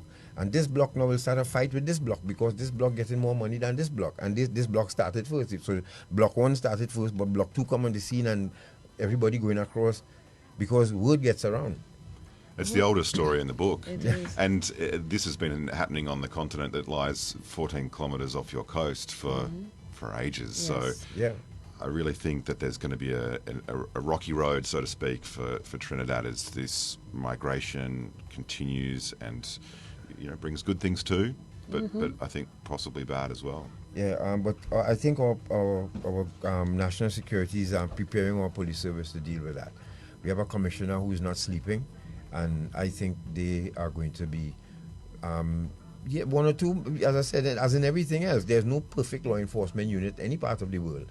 There are people that would slip through the cracks. Remember too, we have people even inside law enforcement who would facilitate those crimes as well. Well, there was the arrest of 3 police officers just this week for human trafficking crimes. There you go. And then I read this morning where a police officer with just 29 days service was arrested in a car with cocaine 2 days ago, if not yesterday.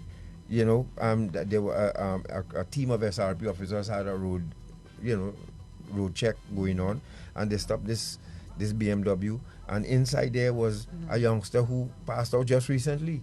So, and he 29 days service, not even dry on his attestation form yet, and he's already arrested. So we have to be able to there were those who would slip through the cracks, I've said, but I think we have a different generation of law enforcement officers now, or fighters, and head by Gary Griffith. Not everybody mightn't find favor with him. He might be a little rough around the edges, but he has the right idea, and he has the right attitude. And just speaking with Brent Batson here, you could see that he has a little more not leeway, I should say, but more confidence, swagger. More confidence, yeah. But it looked like he had swagger. Yeah, but more support and more resources. And because he's dealing with a commissioner who understands now what it takes to counteract these But I have a question, Garth. What did you think about the fact that, according to Figuera, what the gangs are fighting over is not necessarily cocaine but marijuana now? And now that we have decriminalized possession, how do you think that's going to impact the crime situation, if at all? Because they haven't yet got to the part where they're going to address the production and distribution of marijuana. Yeah, what I think happened there was, and remember in Canada, they're experiencing the same problem, that we decriminalized, but we didn't engage before the bell was rung. We didn't engage people to prepare for decriminalization, which means then that you had outlets from the time we decriminalized people, state sanctioned outlets to sell marijuana. They could purchase it legally. Yeah, where you could purchase legally. So we would still have that wrangling going on and competition for turf because of that. I think that should have been thought of before, because before they moved to decriminalize. Before they moved possession. to decriminalize. So what you would have done was call in go to the Ministry of Agriculture involved, the farmers involved. You designate people. Well, you start planting in the meantime. You start. The world don't have to know, but at least let's prepare. So when we decriminalize, we could say, all right, you can purchase now at these locations. And I think one thing should be revisited as well is the 4 plants per person in a household, and because in Canada it's 4 plants per household. What about Australia? Is it so? At present in Australia, there is no. There's actually no. I speak a lie. There is one jurisdiction, our national territory, the Australian national territory, where our capital is, a small state, the smallest jurisdiction that has now decriminalised marijuana ownership or growth, and I believe that's 2 plants per house. And we're talking about a very small part of Australia, whereas and the borders are completely porous, and there's no checks or balances between one jurisdiction to another. So I think the idea is it's a test, and Australia has been slow to embrace the legalisation of any kind of drugs or narcotics. I think Australia's watched the United States and the lessons that can be learnt out of that experiment, but it's a very slow road. I don't think that there'll be any other states following that national territory anytime soon. What about, I heard you mention when Sergeant Batson was here, random drug testing. So which your police officers are equipped to test for alcohol and other drugs? Yeah, so at present in the state that I live in, New South Wales, probably the largest and most populated state, every police vehicle, therefore every police officer, is equipped with a roadside breath testing breathalyzer. So there's no special task force that needs to be called in. There's no special equipment. Every police officer is equipped with that. However, with drug testing, that is a special task force, and that is randomised as well. And that tests for opioids or narcotics and marijuana indiscriminately. It's a swab on the tongue. And as I was saying to Natasha before, it's not like a scale of intoxication. It's either you're high or you're not. So we're finding one side effect of this roadside drug testing system is that people that might have smoked marijuana 2 days before, aren't currently high, are getting arrested as if they were. Yeah. So that has had a bit of a backlash. But all in all, I think people see road safety as pretty important, and there's fairly widespread support for roadside drug testing because everyone's got kids in the car and no one wants to be faced with an oncoming car with someone who's high. What are the kinds of fines and or penalties for being under the influence? They're quite strict, and they're not just punitive in terms of money, they're punitive in terms of your ability to drive. So there's a point system, and if you reach enough points, you'll be disqualified up to 3 years. And so, for example, if roughly, and we have a different system of measuring at blood alcohol, we have a different system to Trinidad and Tobago, but if you drank 4 beers and went driving and got caught, you wouldn't be driving for 3 to 6 months minimum. Right. And that's on top of the financial penalties of, probably about $1,000 US. That's just for getting caught for drinking 4 beers and driving the car straight after. So there's quite strict. But again, there are cultural issues here. Australians are big drinkers too, very big drinkers. Yes. But whether or not you think we have fun at the same time might be... But I assume also that the drug treatment network, the support for persons who are caught in that net, so to speak, is fully functional. Yeah, and there is court-mandated rehabilitation for alcohol, getting caught driving with alcohol in your system. But there's also court-mandated treatments for drug offences too. So instead of getting jail time, where you're mixing with other criminals and perhaps extending your criminal network, you're able to get rehabilitation treatment outside of the criminal justice system. So, yeah, I think those are really positive things, and I think that they're working. If you're just joining us, we're listening to Dependency, and of course we are on at this special time today, this Sunday. As you know, we do it every year, where we give out safety tips for Carnival and stuff.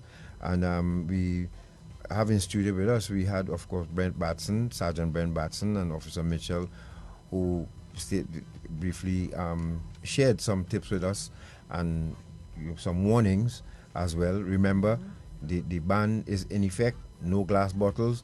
Anything will be seized. Even vendors, you are not allowed to have any glass bottles.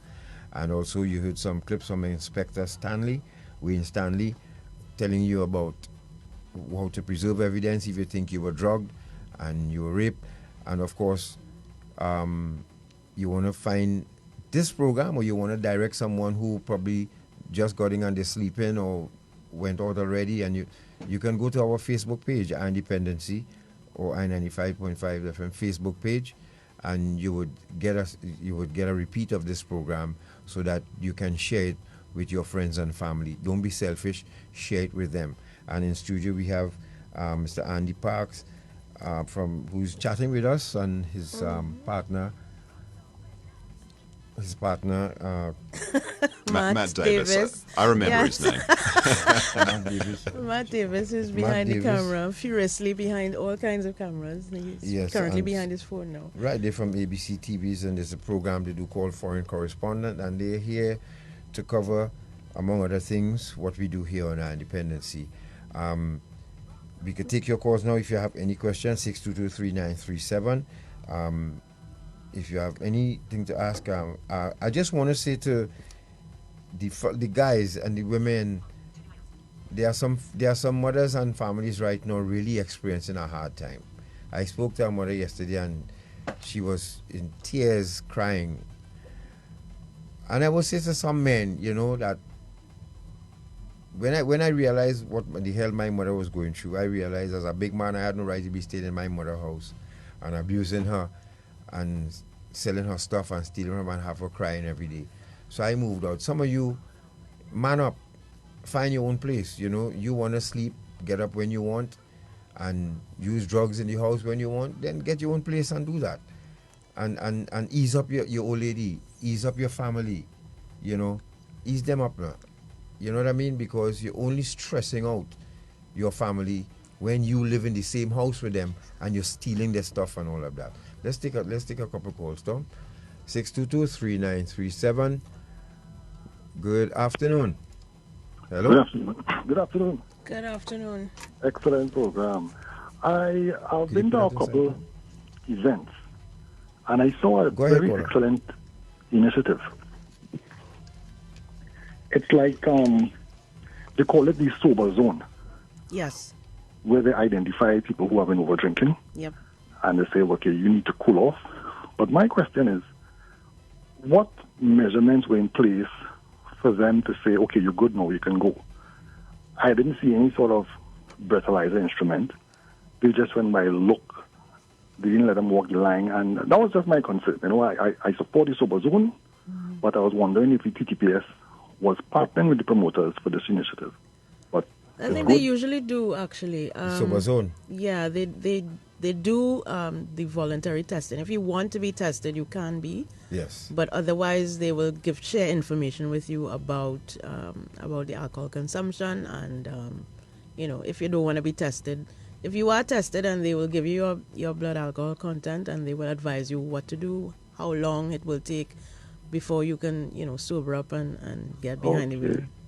All right, I just say it was very interesting looking at that. All right, then, carry on. Thank you very much. Thank you very much. 622-3937.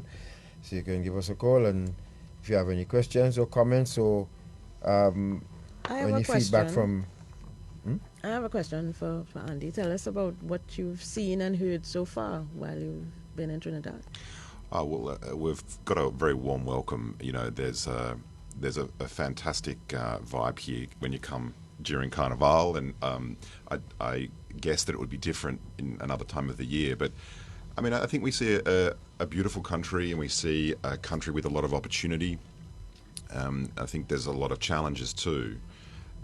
We're certainly interested in, because of the comparative nature of Australia being an island, a bigger one, but we have a big coastline and a big border as well. So we're interested in the ways that Trinidad is kind of coping with migration in that sense. And certainly law and order is a big part of that. And I think the work that you guys do here, and certainly Garth bringing his life experience to the fore, is really needed. I mean, I feel like there is a bit of a vacuum of advocacy from what I've seen in the media here. There's no voices like yours and like Garth's. So I feel like if no one's agitating and asking questions and suggesting policy ideas, then who will? And I think that's a great opportunity that you've got here. 622-397, good afternoon. Hello. Good afternoon. Good afternoon. Yes, I would like to say good afternoon to everybody on the program. A very good program. Thank you. What you all were talking about the migrants. Mm-hmm. And about 3 years ago, we had a Venezuelan doing some work where we were building. He came before the influx, actually 4 years ago. Mm-hmm. And he was telling us that when the influx of people came from Venezuela, he said he's seeing a lot of people who he knew who were in prison for serious crimes, such as murder, walking the streets in South Trinidad, because he did a lot of work all over Trinidad. Right. So, we have a very serious problem in the future here. Even in Cedros, I usually get a lot of coconut from Cedros, and now I can't get this. See, the migrants are going into people's estates and in homes and thieving all the coconut. Wow. So you can't even get dry coconuts again as how we used to from Cedros. Seriously? You had the councillor down in Cedros there was advocating for them all last year. And now they are reaping a harvest down there with the same migrants. Yes. So there's a lot of work to be done. And then the influx of drugs, what a lot of these migrants are doing is that they are hiding out in places like Palo Seco, Lucero, Cedros, and committing a lot of crimes. Okay. Up to yesterday, I had a friend who worked with Ministry of Agriculture, and they go around to different areas. And she said yesterday she was going about her duties, and when she go to check certain farmers in somewhere in Palo Seco there, the residents told her, don't go there, don't go further, because the Venezuelans live in the back there, and they are committing a lot of crimes. Wow. Are you also seeing police presence down on that side? Well, remember, it has a certain level of police presence.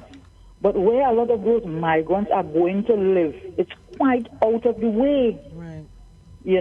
So they are committing a lot of crimes and they're going back into their areas there.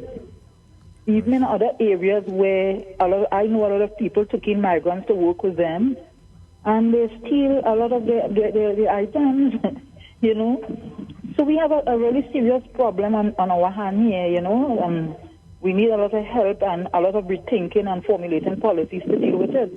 But I just want to congratulate you all on the program. I was also listening to Darius Figaro years ago, and he was saying about the increase in crime and the drug problem we will have, and you're seeing it now. Yep.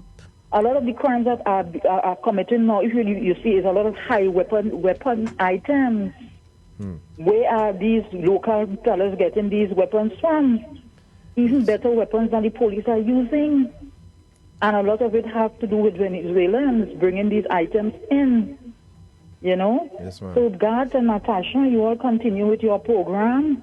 You all are doing a very good job. And I know it is a difficult job, but, somebody has to do it.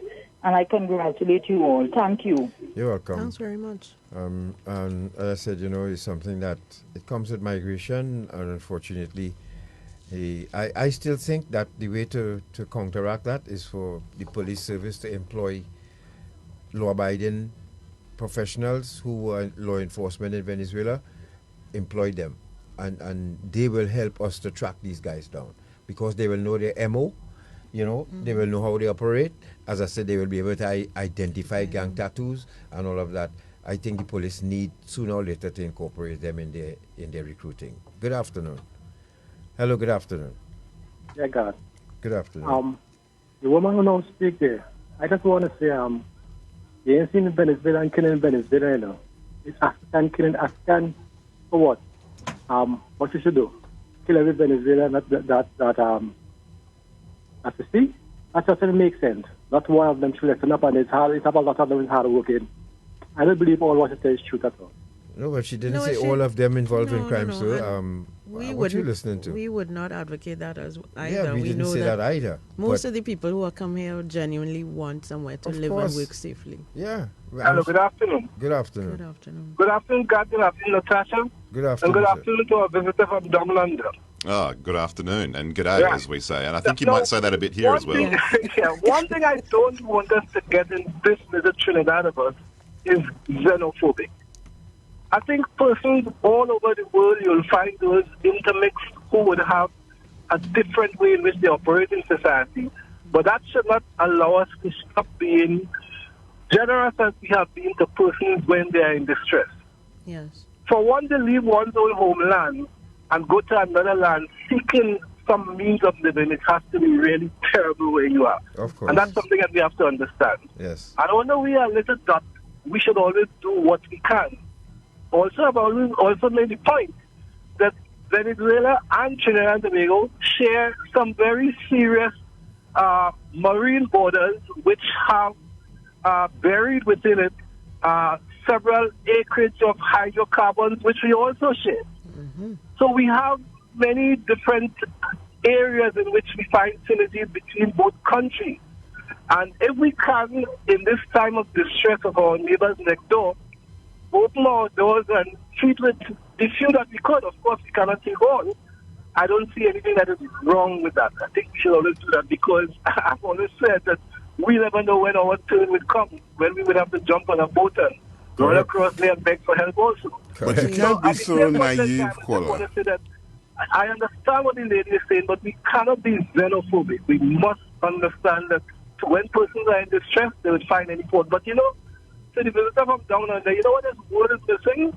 This word is missing a country governed by the United Nations, where regardless to where you come from, you can just walk in without a visa.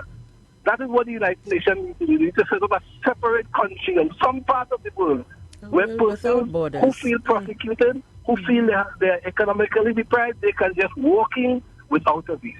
But you can't be so naive as to think that everyone who is going to be coming over here is going to be clean and ready to go. Yeah. You have to understand that coming off the hills in St. Anne's, when the rain falls, you're going to get some stones that are destructive in nature. Yeah, of course. Agreed. And remember, our Dependency, I proudly and stand here today and say, take credit for being the first radio program and the first radio station to do bilingual programs with the counter-trafficking unit. Miss Wheeler, Alana Wheeler, director of the counter-trafficking unit, was the first person to do a bilingual ad promo for our program here on our Dependency.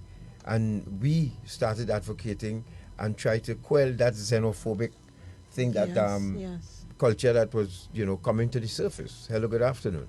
So we operated in support, and as I said, we did the bilingual programs, and the Venezuelan, up to this day, I understand, is UNHCR commended us for the work that we've done, the bilingual programs that we've done to facilitate the Venezuelan community. And sorry about that, I don't know why the call keep up, but we've had I think we also Minister of National Security, we've had the Chief Immigration Officer, we've had, with translators. And Venezuelan migrants as well, telling their stories and stuff. Yeah. And remember, folks, that migration is not a new phenomenon. Human beings move. This is how we populate the planet. And from my limited reading of Trinidad's history, there is an incredible story to tell about welcoming cultures and extraordinary multiculturalism, which is why it's ironic if there's any ill feeling towards the latest round of newcomers, if you like. Yeah. But I think that came too with the culture of I think they were more scared of the women than anything else, because it was said that the women come in there to take our men, and which is ridiculous. And as you see, the police on top of that too, because now police are raiding nightclubs and different areas and arresting young women and even local folks here, including law enforcement, who facilitating trafficking and sex trafficking. Yes. So it's not that the government just opened the door and let everybody in and not doing anything about it.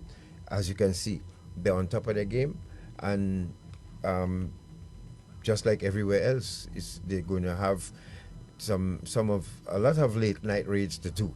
But in the end, remember something, folks.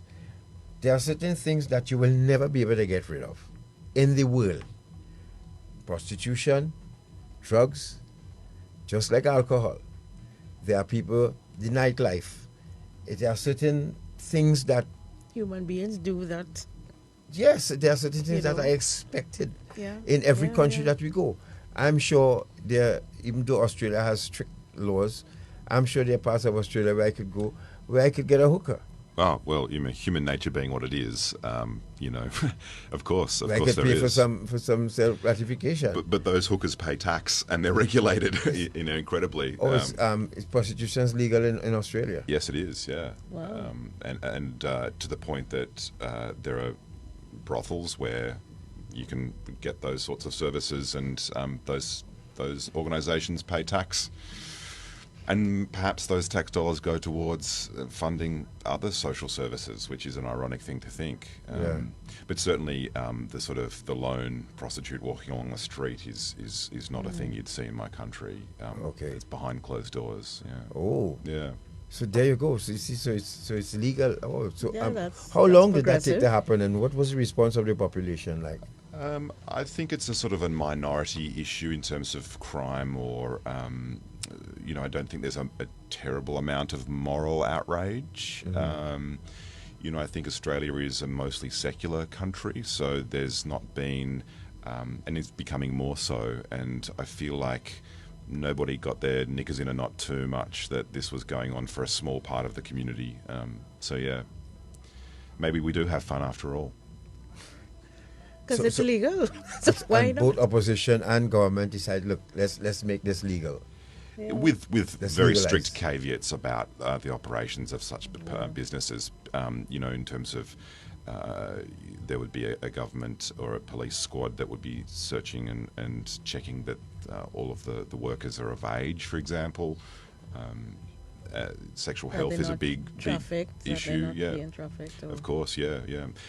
But of course, no matter how good the regulation is, there would still be the odd case of perhaps a Korean or Asian woman being persuaded to come to Australia and then ending up in a sort of servitude situation. So, which I know, which happens everywhere, as you say. Yes, it's happened here too. Yeah.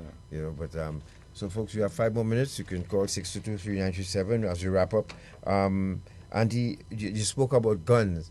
How was Australia able to control that? I understand you had a gun amnesty or buyback. So how did that work? Because there was talk of people asking the government to do that here too. Yeah. How did that work in Australia? Unfortunately, for Australia to create some of the strictest gun laws in the world, we had to have a massacre. And in 1996, there was an event where 35 people were killed. It was called the Port Arthur Massacre. And that was a really watershed moment for a then conservative government, a government not known for introducing such laws, to say to the public, this is what happens when we have semi-automatic weapons in the community. And within about 3 months, that Conservative Prime Minister was able to successfully and in a bipartisan sense arrange a government buyback. And from my memory, about 650,000 guns were bought by essentially the government, and it reduced Australia's gun ownership by something like 80%. Just talking off the top of my head about that figure. But ever since then, we've never had any more massacres. And Australia's example is often cited in the US debates about gun laws, with, depending on what side of the aisle you're from, as an example of a policy which was bipartisan and has been effective. There are still people and agriculturalists, for example, in our country who own rifles, but they're not semi-automatic weapons. So yeah, it's been an interesting road, and it's one that's, as I said, often cited in other debates around the world. The NRA in the United States speaks a lot about Australia's gun laws. With that incident in New Zealand recently as well, it was brought up. I remember. That's right. Hearing about it then, and immediately after that incident in New Zealand, they did something about it as well. Very quick action in terms of policy and legislation to get these guns off the street. We often think in Australia about gun laws are like seatbelts; they benefit everyone. It's just accepted. Right. There's a sort of, I don't know, general feeling that we all want to be safe, and that guns in the community don't make people safe. Correct. So, folks, we have one more before we go. We have to wrap up. This has been a very interesting discussion, and remember that alcohol and what do you call it, energy drink will give you caffeine rush that causes really weird behavior. So, Tom, let's let that person in before we go. Hello, good afternoon. Hello, good afternoon to all. Good afternoon, sir. Our biggest problem in Trinidad and Tobago is that we do not have a land service people to nab those illegal immigrants who know the inlets and our bays better than our security forces. Ships cannot go. Okay. I know also in Australia, all the big ships they have, a number of migrants land on an island, and they didn't detect it. I followed all those stories. Right. There are also queries in Australia about the immigrants on the island that they put them. Yeah, that's right. That makes land story all over the world, whether they should treat them so. You're right, and in fact, Australia has a particularly militarised program of offshore detention, and so we effectively pay other countries like Papua New Guinea or Nauru to take migrants before they even arrive, and our government has let those people stay there for up to 8 years. Wow. They will never have query with Australia and Papua New Guinea again because of that historic agreement they signed in the United Nations with all the gas around those islands. Am I correct? Yeah, particularly controversial, and Australia has a history of doing that with other nations too. But yeah, you're right. There are a lot of stories even before they sign in, where monies due to Papua New Guinea was paid to the big island. They never get their money, they never get a share. It was paid to Indonesia. Papua New Guinea embassy was also bugged. And all those information, they could have never done those kind of treatments. But our problem is we and Venezuela, as close as we are, we were warned about illegal people entering. What do we want? 2 big ships or smaller ships, or a force? As you get away from the Coast Guard, you cannot get away from the service on the land.